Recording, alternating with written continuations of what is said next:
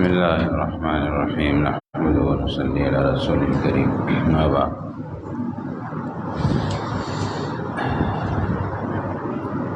حضرت شعیب علیہ السلام کا قصہ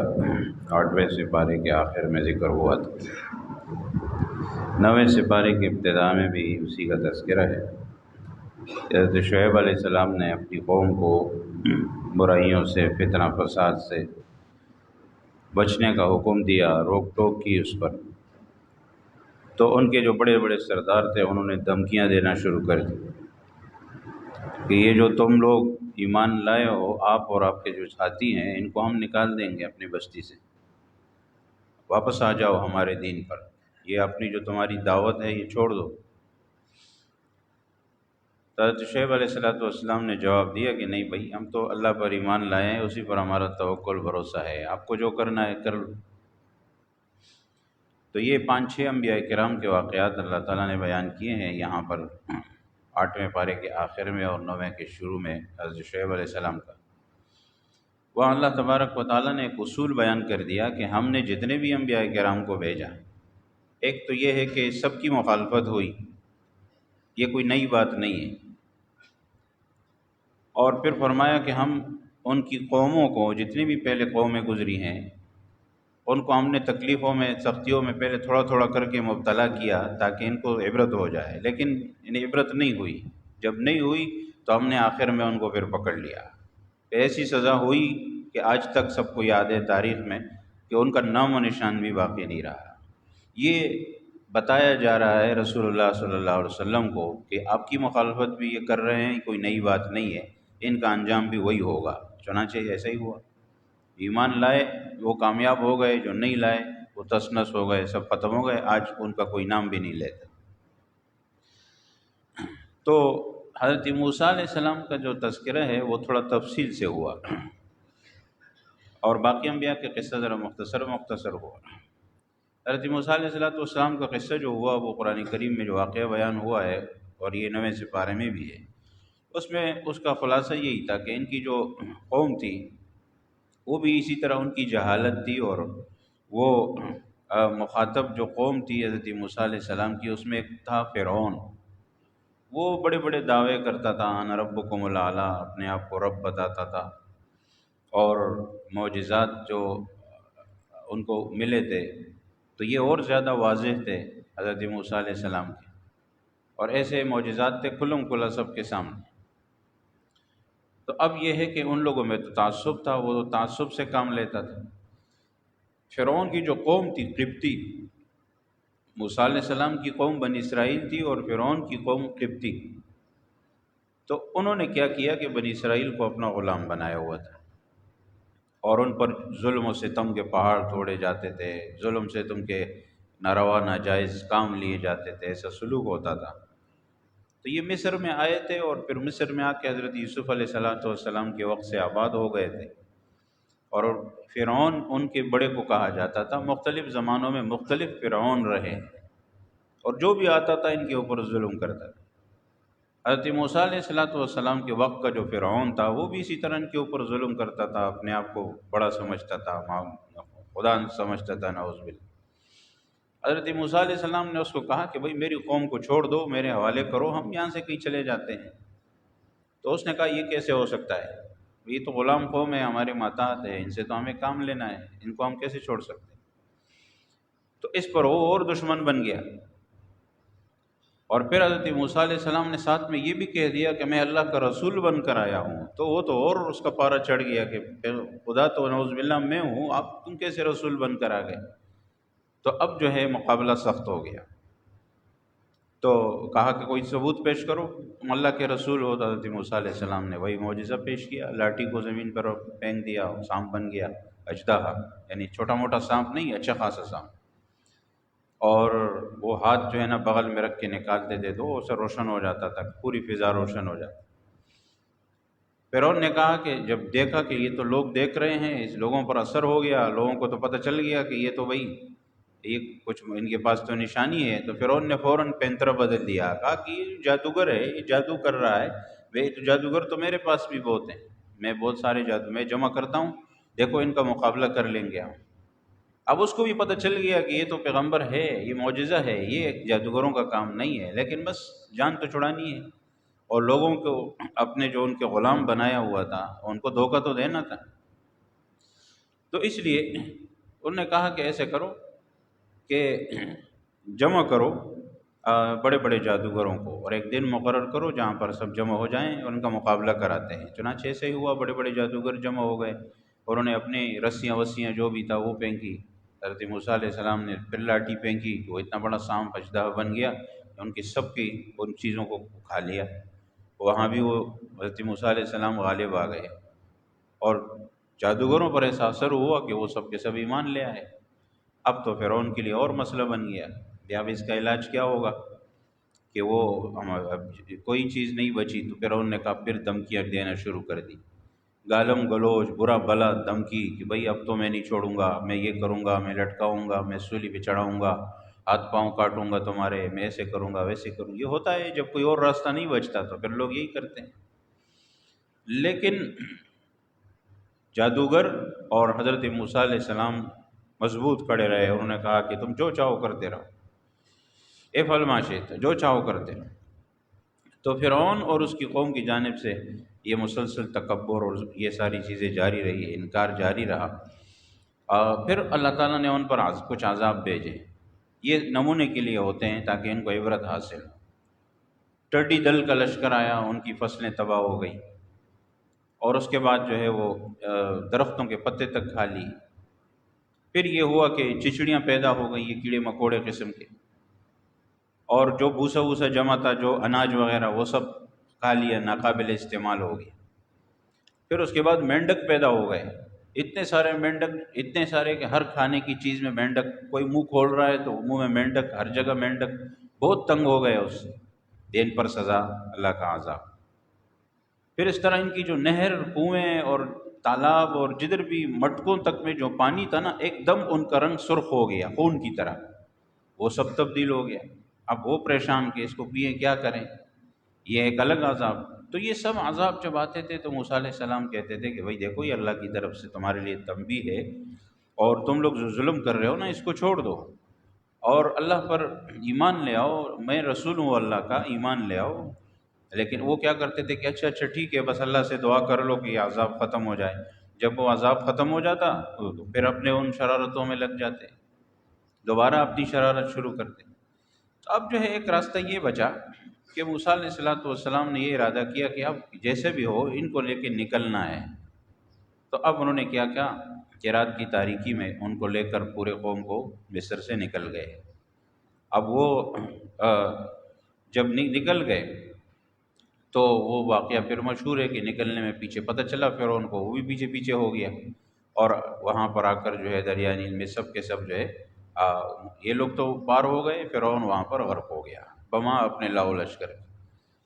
اس کے بعد جب یہ لوگ وہاں سے اللہ نے ان کو بچا لیا، وہ فرعون کے ظلم و ستم سے بنی اسرائیل نکل آئے، تو اب جو ہے دعوت کا مرحلہ تو پہلے سے جاری تھا۔ حضرت موسیٰ علیہ السلام کو اللہ تعالیٰ نے بلایا اپنے پاس، وہ کوئی طور پر گئے، وہاں 40 دن گزارے، وہاں روزے رکھے، اللہ سے ہم کلامی کا شرف حاصل ہوا، تورات اللہ تعالیٰ نے عطا کی، کتاب ملی، پھر واپس اپنی قوم میں آئے۔ وہ تو بڑے خوشی خوشی آ گئے اپنی قوم میں کہ میں اللہ کی کتاب لے کر آیا ہوں، اور بس اب مسئلے حل ہو گئے، فرعون سے بھی جان چھوٹ گئی اور یہاں اللہ نے کتاب بھی دے دی، بس اب اس کے مطابق زندگی گزاریں گے۔ لیکن جب وہاں آ کے دیکھا تو پیچھے قوم اور گمراہی میں مبتلا ہو گئی۔ جو سامری تھا اس نے لوگوں کو بچھڑے کی عبادت پر لگا دیا تھا،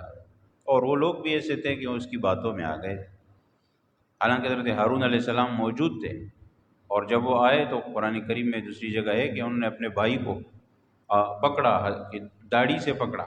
یعنی ان کو بڑا غصہ کیا گیا، میں آپ کو چھوڑ کر گیا تھا اور یہ پیچھے لوگ کیوں گمراہ ہو گئے؟ تو انہوں نے کہا کہ میں تو اپنے بس کے مطابق بات کرتا رہا، لیکن یہ نہیں مانتے ہیں تو اب کیا کیا جائے۔ تو یہ ان کی حالت ہوئی۔ ان کے ساتھ یہ ہوا کہ ان کو پھر مختلف احکام دیے گئے، لیکن یہ اللہ کے احکام کا مذاق اڑاتے تھے، اور دین جو ہے ان کے ہاں دین کی کوئی اہمیت، کوئی حیثیت نہیں تھی۔ انہیں کہا گیا تھا کہ ہفتے کے دن اللہ کی عبادت کے سوا اور کوئی کام مت کرو، وہ پھر ہیلے بہانے سے دوسرے کام کرنے لگ جاتے۔ مچھلی کا شکار منع کیا گیا ہفتے والے دن، یہ پھر کرتے تھے۔ اور اسی طرح جو ہے کوہ طور کو ان کے سروں پر اٹھا کر ان کو وعدہ لیا گیا کہ تورات پر عمل کرو گے، انہوں نے کہا ٹھیک ہے، پھر بعد میں پھر عمل نہیں کرتے تھے۔ تو اس لیے یہاں اللہ تبارک و تعالیٰ نے فرمایا کہ جیسے بنی اسرائیل سے میں نے وعدہ لیا اور انہوں نے عمل نہیں کیا، اسی طرح یہ تمام انسانوں سے عالم ارواح میں اللہ نے وعدہ لیا ہے کہ تم جب دنیا میں جاؤ گے تو میرے دین پر عمل کرو گے، انبیاء کرام کو مانو گے، لیکن انسان نہیں مانتا، یہ حالت ہے اس کی۔ تو پھر بلعام بن باورہ ایک ان کا تھا بزرگ، اس کا واقعہ بھی مشہور ہے کہ علم اور شرف اسے بہت بڑا مقام ملا تھا، لیکن وہ علم کو بھی اس نے دنیا کے کچھ چیزوں کے عوض فروخت کر دیا، وہ تفصیلی واقعات۔ تو اس لیے بہرحال اس کا مطلب یہ ہوا کہ عملی جب تک عمل نہ ہو، اعلیٰ اخلاق نہ ہو، تو ایسے خالی خولی علم جو ہے وہ کسی کام کا نہیں ہے، اس کو شیطانی علم کہتے ہیں۔ تو اس لیے بہرحال کفار، قرآن کریم میں آگے جو ذکر ہوا کہ کفار جو ہے وہ جانوروں کی طرح ہے۔ وہ کیسے؟ کہ دل، دماغ، آنکھیں اور کان وغیرہ جو ہے، زبان، یہ جتنے بھی اللہ نے ان کو حواس دیے ہیں، یہ ان سے کام نہیں لیتے، فائدہ حاصل نہیں کرتے، ہدایت حاصل نہیں کرتے، ایمان سے محروم رہتے ہیں۔ جانور تو پھر بھی اچھے ہیں، اولئک کالانعام بل هم اضل، اللہ فرماتے ہیں تو جانوروں سے بھی بدتر ہیں۔ جانور ہدایت پر تو ہیں، اللہ کی عبادت کرتے ہیں، شرک نہیں کرتے، اور جس طرح اللہ نے پیدا کیا ہے، جس کام کے لیے وہ کرتے ہیں، یہ تو ان سے بھی آگے ہیں۔ تو اس لیے جو لوگ دین کے لیے اپنی عقل فکر استعمال نہیں کرتے، اللہ کی نشانیوں میں غور فکر نہیں کرتے، تو یہ فرمایا کہ زبان حق کے لیے استعمال نہیں کرتے تو یہ گونگے ہیں، کان حق سننے کے لیے استعمال نہیں کرتے تو یہ بہرے ہیں،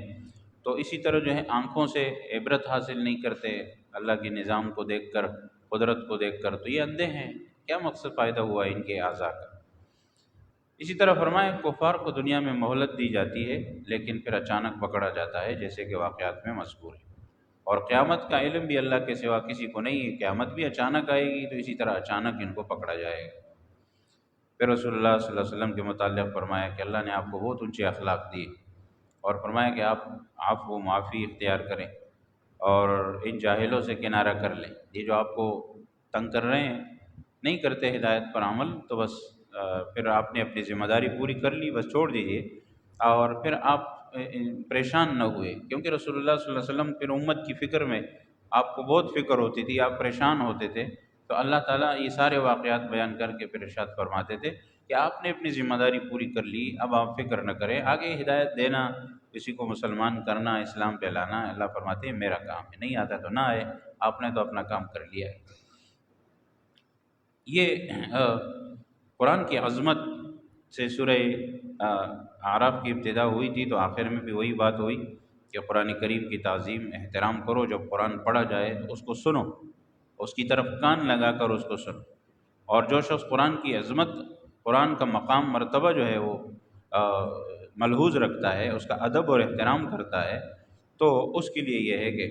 اللہ تبارک و تعالیٰ اس کو بہت بڑا مقام دیتے ہیں، اور یہ مومن کی نشانی ہے کہ وہ قرآن کا ادب کرتا ہے، احترام کرتا ہے۔ اور صحیح لوگ جو ہوتے ہیں نا، جب وہ قرآن کو، جو صحیح مومن ہے، پڑھتے ہیں تو ان پر اثر ہوتا ہے، ان کے رونگٹے کھڑے ہو جاتے ہیں، ان کی آنکھوں سے آنسو جاری ہو جاتے ہیں، کیونکہ وہ قرآن کے معنی مفہوم سمجھتے ہیں کہ اس میں کیا ہے، اور جو نہیں سمجھتے تو وہ ویسے ہی تلاوت کرتے ہیں، بہرحال ثواب سے تو خالی نہیں ہے، لیکن اصل اس کا لطف اور مزہ تب آتا ہے جب انسان کو اس کا مفہوم کا پتہ ہو۔ سورہ اعراف ختم ہو جاتی ہے، یہاں سورۃ الانفال میں جہاد کا خصوصی ذکر ہے۔ سورۃ الانفال ظاہر ہے کہ مدنی سورت ہے، اور مدینے میں تو پھر یہ احکام ہو۔ اس کا موضوع ہے غزوہ بدر جو ہے، اس کے بعد یہ سورت نازل ہوئی تھی، اور غزوات، چونکہ وہ پہلا غزوہ تھا، پہلے جنگ تھی کفار اور مشرکین کے، مسلمانوں کے بیچ میں، تو پھر ظاہر ہے کہ اس کے متعلق اللہ تعالیٰ نے جو بیان فرمایا، اللہ کی مدد آئی، مسلمانوں کی تعداد کم تھی، اور یہ سب کچھ، تو اللہ نے پھر اس کا تذکرہ فرمایا کہ چھوٹا سا لشکر 313 لوگ اور سامنے 1000 لوگ، اور 313 کے پاس کچھ بھی نہیں ہے، 6-7 مشکل سے ان کے پاس کوئی سواری کے جانور اور تلوار وغیرہ یہ چیزیں تھیں، یہ نہیں کہ 313 لوگوں کے پاس سواری بھی ہے اور 313 لوگوں کے پاس لڑنے کا سامان، ہتھیار بھی ہے، ایسا نہیں ہے، چند ہتھیار اور چند سواری کے جانور، اور اس کے باوجود بے سر و سامانی میں اللہ نے ان کو غالب کیا۔ تو اس کی وجہ کیا تھی؟ فرمایا کہ یہ اللہ کی مدد تھی، اور اللہ کی مدد کیسے آتی ہے؟ اس کے لیے پھر اپنے آپ کو اس کے قابل بنانا پڑتا ہے، وہ پھر مومن بننا پڑتا ہے۔ پھر اللہ نے صفات بھی ذکر کر دی کہ وہ مومن بننے کے لیے کیا کرنا پڑے گا۔ مومن کی صفات بیان کی، اللہ کا خوف ہو، اور اسی طرح قرآن کریم کے ساتھ اس کا لگاؤ، شغف، تعلق ہو، ایمان اس کا ہمیشہ پھر بڑھتا رہتا ہے، اللہ پر توکل اور بھروسہ ہو، نماز کی پابندی ہو، اور اسی طرح اللہ کے بندوں کے ساتھ حسن سلوک ہو۔ یہ سب چیزیں جب ہوتی ہیں تو انسان صحیح مومن بنتا ہے، اور جب مومن بنتا ہے تو پھر ہر جگہ اللہ تعالیٰ اس کی مدد کرتا ہے۔ سورہ انفال میں اللہ تعالیٰ نے یا ایھا الذین آمنو کہہ کر کئی جگہ، 5-6 جگہ مومنوں کو خطاب فرمایا ہے۔ یہ بڑا پیارا لفظ ہے، پیار کے ساتھ اور محبت اور شفقت کے ساتھ اللہ تعالیٰ نے مومنین کو پکارا اور اصول بتائے کہ ان اصول پر عمل کرو تو انشاءاللہ دشمن سے مقابلے میں تم کامیاب رہو گے۔ تو اس لیے ایک جگہ فرمایا کہ ایمان والوں میدان جنگ میں کافروں سے ٹکراؤ تو پیٹ مت پھیرو، ثابت قدم رہو۔ پھر فرمایا کہ اللہ اور اللہ کے رسول کے حکم کی اطاعت کرو، منہ مت موڑو اس سے۔ پھر فرمایا کہ اللہ اور اللہ کے رسول کا حکم مانو، اور وہ جس چیز کی طرف تمہیں بلائیں وہ کرو، کیونکہ اسی میں تمہاری زندگی ہے، تمہارا فائدہ ہے۔ پھر فرمایا اللہ اور اللہ کے رسول سے خیانت مت کرو، آپس میں جو امانتیں ہیں اس میں بھی خیانت مت کرو۔ اور پھر فرمایا کہ جب تک اللہ سے ڈرتے رہو گے، اللہ کا خوف تمہارے دل میں ہوگا، اللہ تعالیٰ تمہیں فتح عطا کرے گا، تمہارے گناہوں کو معاف کرے گا۔ اور پھر فرمایا کہ کسی جماعت سے مقابلہ ہو تو ثابت قدم رہو، اللہ کو یاد کرو ذکر کے ساتھ۔ جب اللہ کو یاد کرو گے، اللہ پر بھروسہ ہوگا تمہارا، تو بس اللہ تعالیٰ تمہاری مدد کرے گا۔ اور آپس میں جھگڑا اور اختلاف مت کرو۔ یہ جو آپس میں اختلافات ہوتے ہیں نا، اس سے آپ کمزور ہو جاؤ گے، پھر دشمن کا مقابلہ نہیں کر سکو گے۔ آپس میں اتفاق ہوگا تو دشمن کا مقابلہ آسان ہوگا۔ یہ سب باتیں یہاں پر جو ہے ذکر کی گئی، اور باقی وہ باتیں ان سے بھی منع کیا گیا کہ جس کی وجہ سے مسلمان کمزور ہو سکتا ہے۔ فرمایا اگر اس پر عمل ہو تو مسلمان طاقتور ہو جائے گا۔ اور پھر خیانت سے، یہ جیسے پہلے گزرا کہ اپنے آپ کو محفوظ رکھو، خوف خدا، تقوی کی صفات جو ہے وہ اپنے جو ہے اندر پیدا کرو، تو انشاءاللہ تم کامیاب رہو گے، چاہے تمہارا مقابلہ جو ہے وہ پہاڑوں سے کیوں نہ ہو۔ کچھ حصہ اس سورت کا 10ویں سپارے میں ہے، تو اس میں بھی انفال کا تذکرہ ہے کہ جو مالی غنیمت جنگ کے وقت حاصل ہوتی ہے فتح کے بعد، اس میں فرمایا کہ اس مالی غنیمت کا 5واں حصہ جو ہے وہ رسول اکرم صلی اللہ علیہ وسلم کے لیے، آپ کے قرابت داروں، رشتہ داروں، یتیموں، مساکین، مسافروں کو دیا جائے گا۔ باقی 4 حصے جو ہے وہ مجاہدین جو فتح میدان میں لڑنے والے ہیں وہ ان کے درمیان تقسیم ہو۔ جتنا بھی مال آئے دشمن سے 5 حصے کرو، ایک حصہ ان میں تقسیم ہو جائے مسلمانوں میں جو جنگ میں تھے، اور ایک یعنی 5واں حصہ، 4 حصے، 5واں صرف ایک حصہ جو ہے وہ فرمایا کہ رسول اللہ صلی اللہ علیہ وسلم اور قرابت دار اور مستحقین کے لیے۔ پھر یہ بھی ذکر کیا گیا کہ غزوہ بدر کا پھر اللہ تعالیٰ نے مختصر سا ذکر فرمایا کہ وہاں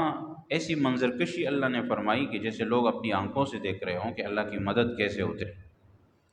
اور جو باتیں ذکر کی گئیں وہ بالکل سیدھی سیدھی صاف واضح باتیں ہیں۔ فرمایا کہ جب لشکر آمنے سامنے ہوئے تو چونکہ تعداد مسلمانوں کی بہت کم تھی، ان کے پاس کچھ تھا بھی نہیں، تو انہوں نے کفار نے کہا کہ یہ کیا مقابلہ کریں گے،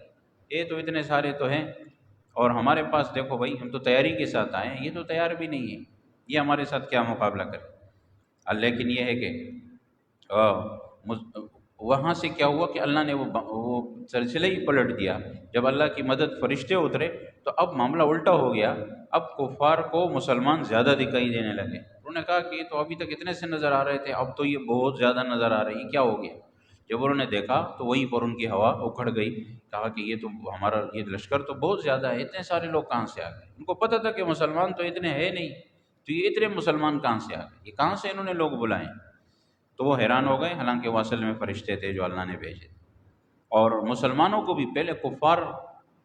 زیادہ ہی دکھائی دے رہے تھے جیسے کہ تھا، لیکن بعد میں جب اللہ کی مدد نصرت شامل ہوئی تو کفار کم نظر آئے۔ انہوں نے کہا یہ تو کچھ بھی نہیں، الٹا معاملہ ہوگا۔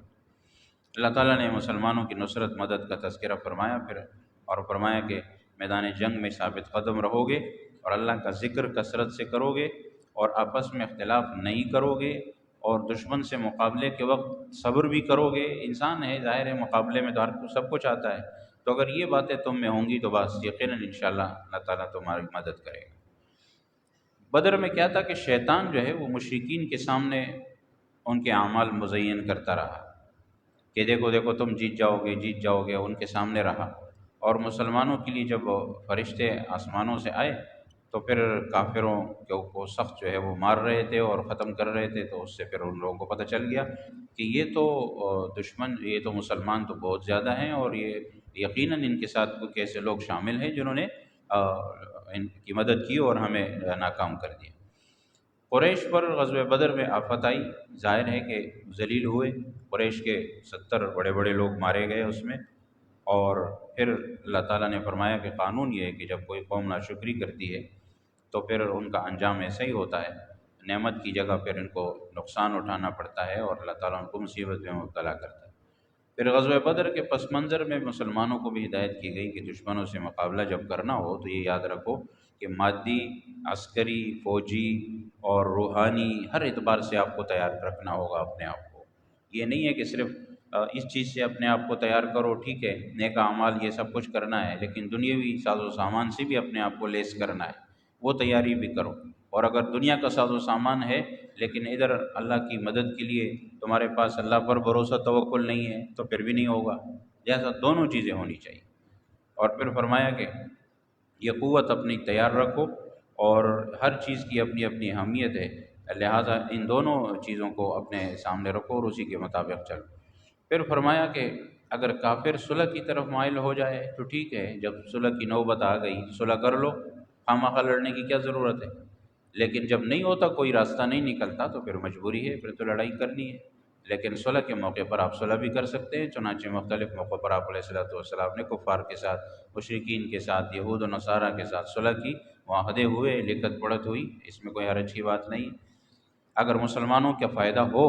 ایسا نہ ہو کہ جی مسلمان وہ مغلوب ہو جائیں اور ان کے ماتحت ہو کر صلح کریں، وہ غلط ہے۔ لیکن اگر مصلحت فائدہ ہے، مسلمانوں کا مقصد حاصل ہو گیا تو پھر صلح کر لیں، اس میں کوئی حرج کی بات نہیں ہے۔ جنگ بدر میں کچھ لوگ گرفتار بھی ہوئے تھے مشرکین کے، 70 تو مارے گئے نا، مشرکین کے 70 گرفتار بھی ہوئے۔ تو اب یہ ہے کہ ان کا کیا کیا جائے، صحابہ کرام نے سے مشورہ کیا تو یہ مشہور ہے، قرآن کریم میں بھی ذکر ہے، حضرت عمر رضی اللہ عنہ اور کئی صحابہ کرام کی رائے یہ تھی کہ یہ جنگی قیدی ہیں، انہوں نے ہمیں بہت سخت نقصان پہنچایا، قتل کرو انہوں، جیسے ہم نے دوسروں کو کیا۔ اب ابو بکر صدیق رضی اللہ عنہ اور کچھ دوسرے صحابہ کرام تھے، انہوں نے مشورہ دیا کہ ان سے فدیہ لے کر ان کو چھوڑ دو، تاوان لے کر، فدیہ لے کر چھوڑ دیا جائے، ان کی رائے یہ تھی۔ اب جو ہے رسول اکرم صلی اللہ علیہ وسلم نے اسی رائے کو پسند کیا اور قیدیوں کو رہا کر دیا، تو لیکن اللہ تبارک و تعالیٰ کی طرف سے اس پر تنبیہ نازل ہوئی کہ یہ آپ نے اچھا نہیں کیا، ایسا نہیں ہونا چاہیے، یہ فدیہ لینا اس وقت مناسب نہیں تھا، حضرت عمر رضی اللہ عنہ نے جو مشورہ دیا وہی مناسب تھا۔ یعنی یہ تقریباً 26-27 جگہ ایسی ہیں جس میں حضرت عمر رضی اللہ عنہ نے جو لفظ ارشاد فرمایا اللہ تعالیٰ نے اسی کے مطابق فیصلہ دیا، فرمایا ان کی بات ٹھیک ہے، لیکن اب جو ہو گیا وہ ہو گیا۔ لیکن پھر یہ بہت سخت جملہ آیا، فرمایا اللہ تبارک و تعالیٰ نے اگر اللہ کی طرف سے اللہ کا حکم نہ ہو چکا ہوتا تو یہ جو تم نے فدیہ لیا ہے نا، اس کے بدلے تم پر عذاب آ جاتا، لیکن بہرحال اب لے لیا تو لے لیا، لیکن ایسا نہیں کرنا چاہیے۔ تو اس میں آپ علیہ السلام کے لیے تنبیہ کی گئی ہے، یہ دلیل ہے اس بات کی کہ رسول اللہ صلی اللہ علیہ وسلم سچے ہیں، اللہ کے پیغمبر ہیں۔ اگر قرآن اللہ کا کلام نہ ہوتا تو قرآن میں ایسی باتیں کیوں ہوتی؟ جو آدمی اپنی طرف سے کلام بنا کر پیش کرتا ہے وہ اپنے آپ کو ڈانٹے گا نہیں، وہ اپنے آپ پر اعتراض کرے گا یا اپنی بات کو جو ہے وہ یہ دکھائے گا کہ جی یہ ٹھیک نہیں ہے، وہ تو اپنی تعریف کرے گا۔ لیکن قرآن کریم میں اللہ نے تعریف کی ہے، سب کچھ کیا ہے، لیکن جو جگہ ٹھیک نہیں تھی وہاں اللہ نے یہ بھی فرمایا کہ اللہ کے پیغمبر آپ کو ایسا نہیں کرنا چاہیے۔ یہ دلیل ہے کہ یہ اللہ کی کتاب ہے، اس میں بہت بڑی ان باتوں میں حکمت ہوتی ہے۔ تو بہرحال اس کے باوجود اللہ تعالیٰ نے مسلمانوں کو اس فدیے کے لینے کی، کھانے کی، استعمال کرنے کی اجازت دے دی، ٹھیک ہے اب آپ نے لے لیا ہے تو اس میں کوئی حرج نہیں ہے، لیکن نہیں لینا چاہیے تھا۔ بہرحال پھر اس کے بعد یہ فرمایا آخر میں کہ جو لوگ اللہ کی رضا کے لیے ہجرت کرتے ہیں، جہاد کرتے ہیں، ایک دوسرے کو ٹھکانہ دیتے ہیں، نصرت کرتے ہیں اور مدد کرتے ہیں، تو فرمایا کہ وہ سارے کے سارے لوگ اللہ کے نیک اور قریب ترین بندے ہیں۔ اور سورت کی ابتدا جہاد سے ہوئی تھی اور اختتام نصرت پر ہوئی، ہجرت پر کے ذکر پر ہوئی، تو یہ سب جو ہے وہی تذکرہ ہے کہ اللہ کے راستے میں لڑنا، دین کے لیے سربلندی کے لیے، وہ بھی دین کا حصہ ہے، اور پھر ایسے لوگوں کے ساتھ مدد اور نصرت کرنا یہ بھی دین کا سب سے اہم حصہ ہے۔ اللہ تبارک و تعالی عمل کی توفیق نصیب فرما۔ الحمد للہ رب العالمین والعاقبۃ للمتقین، والصلاۃ والسلام علی خیر خلقہ محمد وآلہ وصحبہ۔ ربنا ظلمنا انفسنا وان لم تغفر لنا وترحمنا لنكونن من الخاسرین برحمتک یا